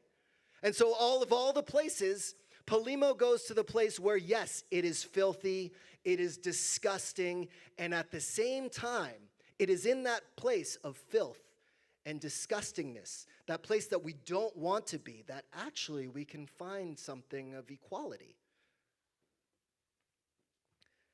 Satan followed him and fell before him. And when Satan saw how Polemo was suffering, he disclosed his identity. He asked Polemo, "Why have you been cursing me?" And Polemo asked, "Then how should I speak?" Another very important point right here. Finally, Polemo does something right. What does he do? He asks a question. Up until this point, he has not asked any questions. How are we supposed to improve ourselves? How are we supposed to improve our relationships? How are we supposed to improve the world if we are walking around assuming we have the answers, we have the way, we know how to do it? Most people aren't listening to the way we are telling them to do it, but we know how to do it. But if you're not asking questions, you're not actually opening up your hearts and minds to figuring out how we can actually change what's going on around us. Finally, Polemo asks a question, and he finally opens the door to the possibility of change, because teshuvah, as we know, is of course repentance in most of the ways we were translated, but it is a return to our deepest selves, and that requires us to ask questions of ourselves. Who am I? Where am I flawed? What can I do better? What am I going to change? And then finally, Satan says to him, "You should say, may the merciful one rebuke Satan." That none of us are holier than thou. Don't believe that you have the power. God is the only one really who's going to be able to rebuke this Satan character. Recognize your limitations. Recognize that you are not going to be able to do it all yourself. And that's the story. So those are just some of my thoughts. I'm curious. What stands out to you? By the way, obviously I gave you some discussion questions for the Rosh Hashanah dinner table later tonight. But what's going on here? What stands out to you? Why did the rabbis tell this story? And what's something that stands out to you?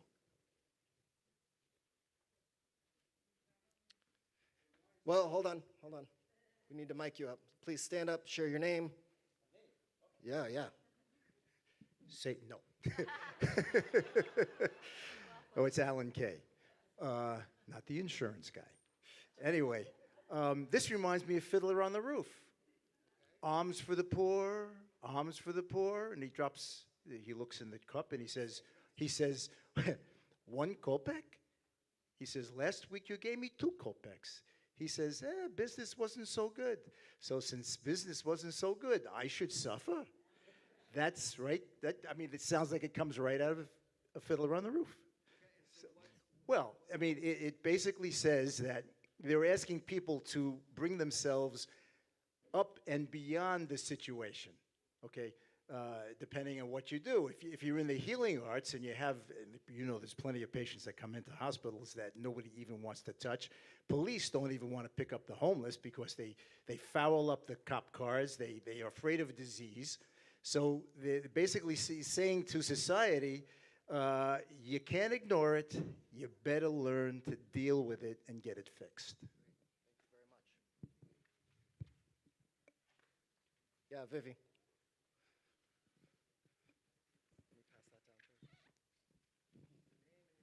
My name is Vivi. And I just think it's interesting how he never tells, what's his name, Polemo, not to curse him. He's just saying, curse me in a different way that doesn't give you the power. Okay, so why is that important? I just think it's interesting that he never tries to change his mind. He's like, you can hate me, but because Satan is kind of an angel, right? Yeah. So he's essentially saying, be a better Jew. You can still be a Jew and hate me, but you shouldn't assume that you have the power to change what I'm doing. Great. Future rabbi.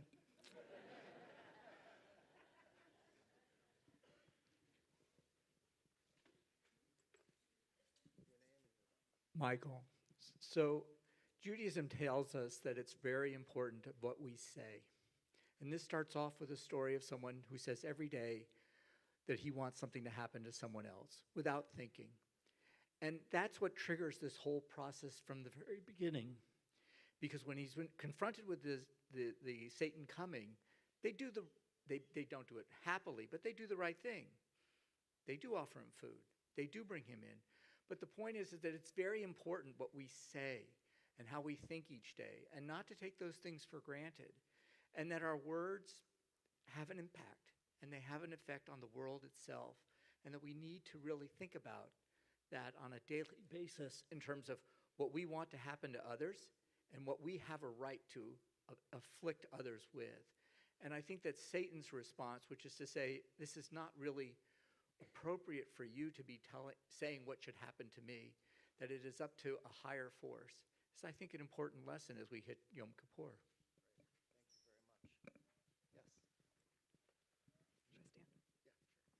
I'm Danielle Miller. What struck me about this story is that Polimo doesn't seem interested in modifying his behavior or his thinking until there's a societal pressure to rethink his approach.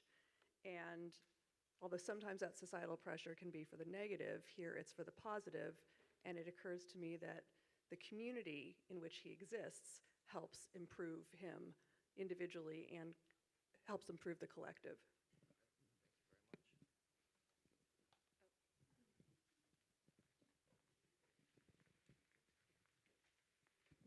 Hi, Jacob. So I noticed on the they, with the part that refers to them as they, that they cry out that Polimo has killed a man, but in everywhere else it says they gave him the glass of liquor and they scolded him.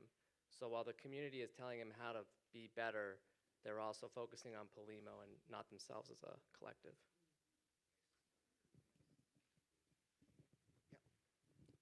There's so many good ones. We could do this all afternoon, but we'll only take one or two more. I have a question, Rena. I have a question for you, Rabbi. I couldn't help but read this and then also think of the Deoraita, the non-rabbinical law of cursing and blotting out the name of Amalek. I mean, we have plenty of instances within Judaism where we are supposed to judge something that is considered sinister or evil and to curse it. So it seemed a little bit at odds with other commandments or other pressures that we have within Judaism. Great point. My short answer is Amalek represents complete evil that can't be changed at all. Amalek was a force that came from behind the Israelites as they're wandering through the desert and decided to pick off the weak and the young and the vulnerable, and their entire goal was to destroy the Jewish people. Satan, on the other hand, is a force basically of good from God, to basically say, you can be better, because we don't believe that there's the hell character in the way Satan exists in Christianity.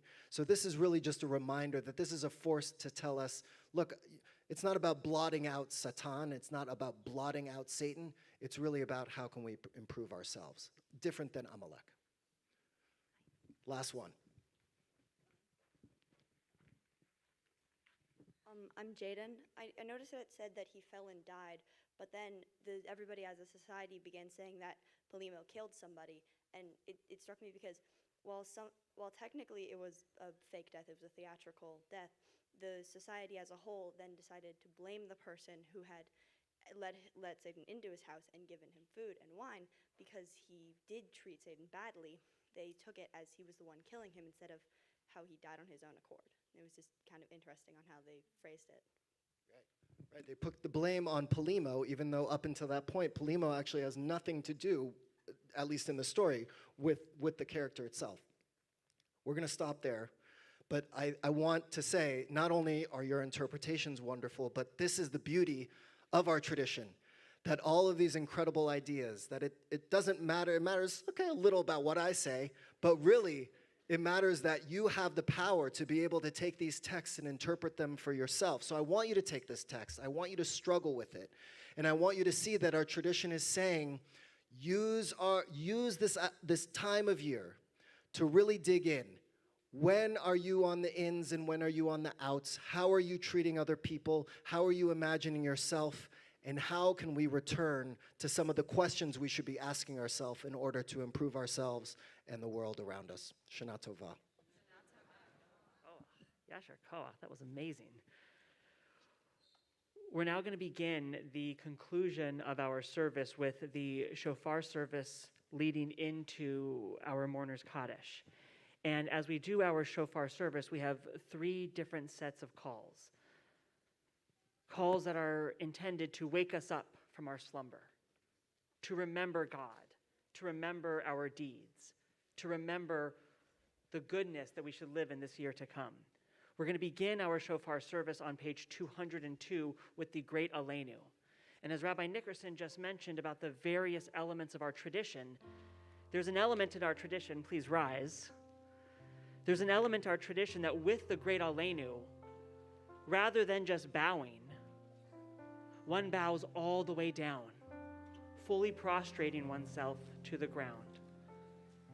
Happens once a year, and it's this moment during the Great Koleinu.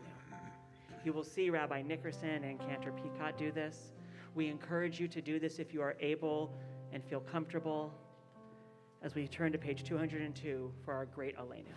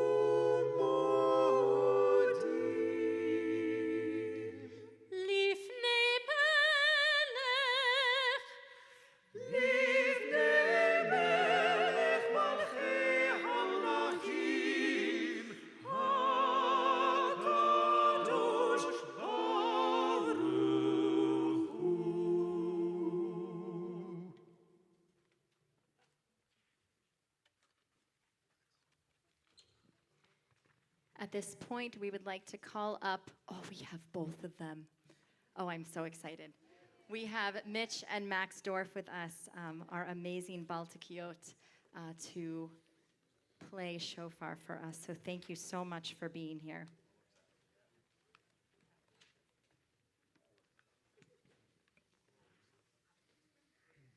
Blessing. Baruch atah Adonai Eloheinu melech haolam asher kirishanu b'mitzvotav v'tzivanu lishma kol shofar. Baruch atah Adonai Eloheinu melech haolam shechianu v'kiyamanu v'higianu lazman hazeh. Tekiah Shvarim Teruah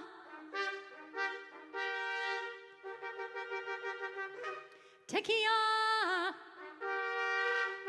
Tekiah Shvarim Tekiah Tekiah Teruah Tekiah. We join together in the words of Areshet Sefatenu. Areshet Sefatenu, Yeram Lefanecha El, Ram Beniza. Areshet Sefatenu, Yeram Lefanecha El, Ram Beniza. Leivinu Mazin, Mavitu Mashim Lekol, Tekirtenu. Utikame Berachamim, Berachamim, Beratzon, Seder, Malchuyotenu.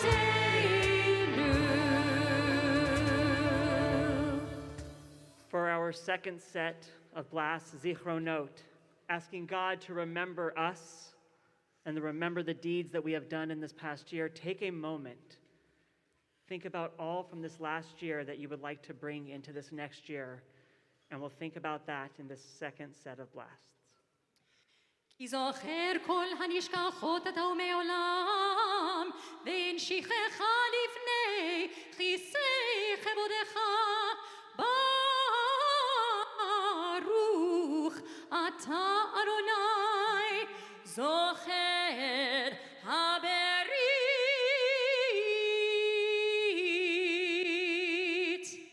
תקיעה,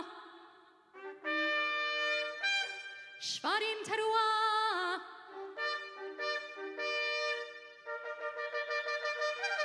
Tekiah,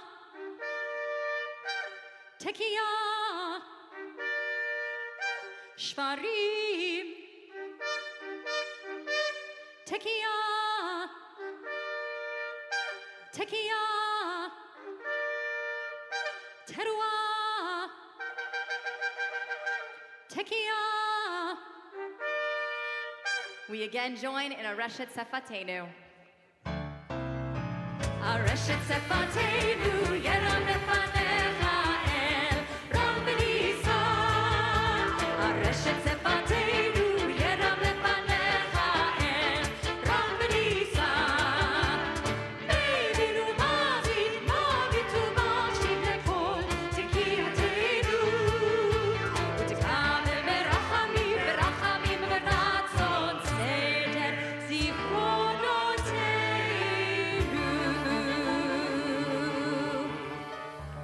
The last section, Shofar wrote, is about the future. There was a woman who reached out to the Karsh Center shortly after she was evicted from the hotel she was living in with her 3 children, and it was thanks to the Karsh Center that she was able to get permanent housing for her family, in addition to diapers as well for her children. There are many people, some of whom are in this room, who volunteer much of their time and energy to the Karsh Center. Just a little bit of background, the Karsh Center covers 4 areas of focus: food and nutrition security, 2 food pantries a week, Sundays and Tuesdays, each of which lately have had over 300 people lined up out there needing food. Child and parent well-being, there's the diaper distribution, and any child who comes to Karsh walks out of Karsh with a new book. Health and wellness, we have a dental and eye clinic in the Karsh Center right over there at the parking structure. And then finally, legal services to help people with tenants' rights, immigration, domestic violence, etc. Over the last year, they've served over 130,000 meals, distributed more than 104,000 diapers. The typical client, by the way, is not unhoused or homeless. These are people who live in the neighborhood who just need more support. So I want you to keep this in mind for this year. The Shofar wrote, what can we do in the future? On Yom Kippur, you're going to be able to go walk through the Karsh Center if you haven't been there before or haven't had a chance to visit in a long time. We'll also be out on the playground, have a hygiene kit so that you can make and put together hygiene kits that Karsh Center will then distribute to their collaborators and others who need those. We are doing a food drive right now for rice, 1-pound bags of rice and canned tuna. So when you come for Yom Kippur, bring that, and also during this week at both this campus and the Ermis campus. Stay tuned for other ways to help with the Big Give, and realize that we have this incredible facility and this incredible organization as a part of ours organization. Please do your part to help the surrounding community. Baruch atah Adonai, shomea kol teruot amo Yisrael,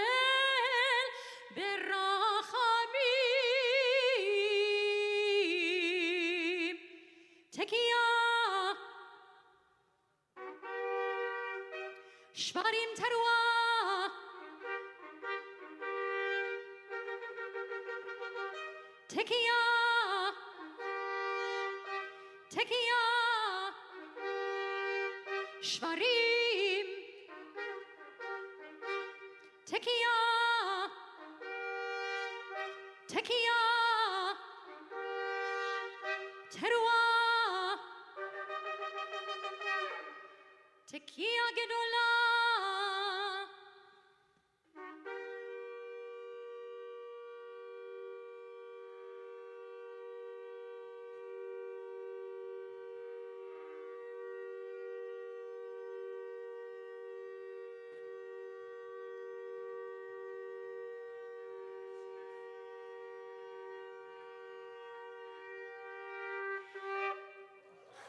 For the last time, we join together in a Reshet Sefatenu.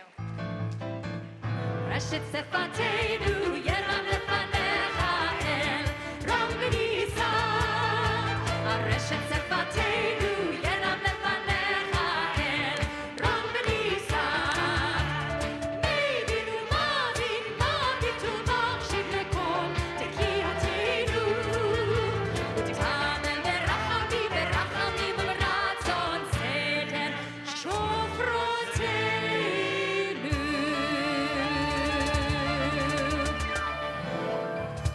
We're going to end in a moment with the Mourner's Kaddish on page 292. Just a few quick announcements. First of all, thank you for spending a few hours with us. We really appreciate it and hope you will come back on Kol Nidre and then on Yom Kippur Day. Of course, there are many options available to you, so please make sure you check your schedule for the Yom Kippur offerings. Feel free to join us on Sunday afternoon at 4 p.m. At the beach for Tashlich. You can find the information online. It's really more just a chance for us to all gather together and join that in that celebration. And of course, want to thank our band. Thank you so much. For Thank everything. you so much to our amazing musicians under the baton of Daniel Reisman, a friend and congregant of Wilshire Boulevard Temple, and of course to our quartet and to our congregant Jennifer Weiss, who put this all together. So thank you so, so much. Thank you to everyone who participated.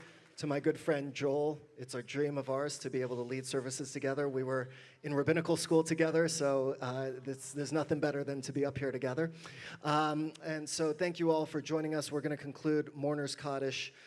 We're thinking of those who passed away during this past month: Betty Cohen, Joan Kellner Cohen, Parviz Danielpour, Don Geller, Wendy Harrison, Mark Klein, Jared Morris, and Hin Hu Fan. Are there any other names to add to our list today?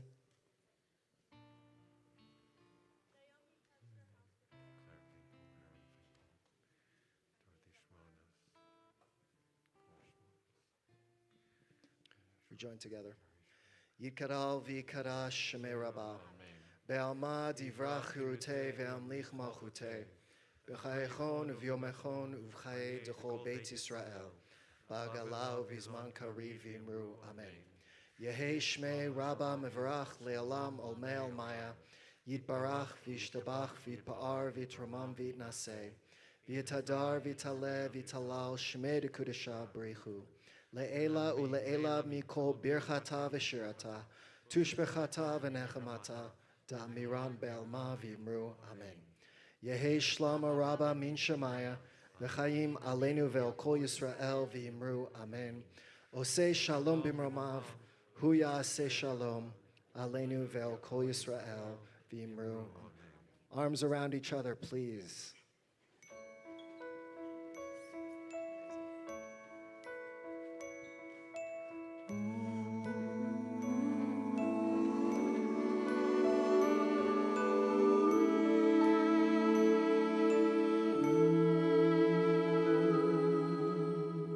Oseh shalom bimromav, hu yaseh shalom aleinu. Oseh shalom bimromav, hu yaseh shalom aleinu. Oseh shalom bimromav, hu yaseh shalom aleinu.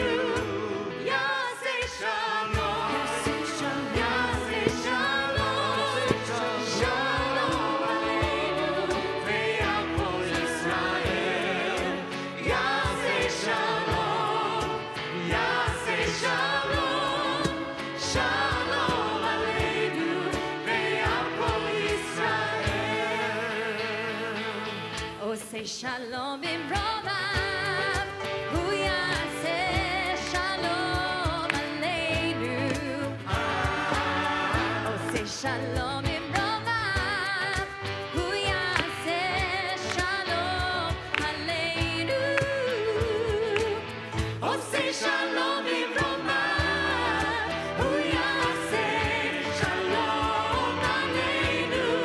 יעשה שלום, יעשה שלום, שלום עלינו ועמו ישראל. יעשה שלום, יעשה שלום, שלום עלינו ועמו ישראל. יעשה, יעשה שלום, יעשה שלום, שלום עלינו ועמו ישראל. יעשה שלום, יעשה שלום, שלום עלינו ועמו ישראל. יעשה, יעשה שלום, יעשה שלום, שלום עלינו ועמו ישראל. יעשה שלום, יעשה שלום, שלום עלינו ועמו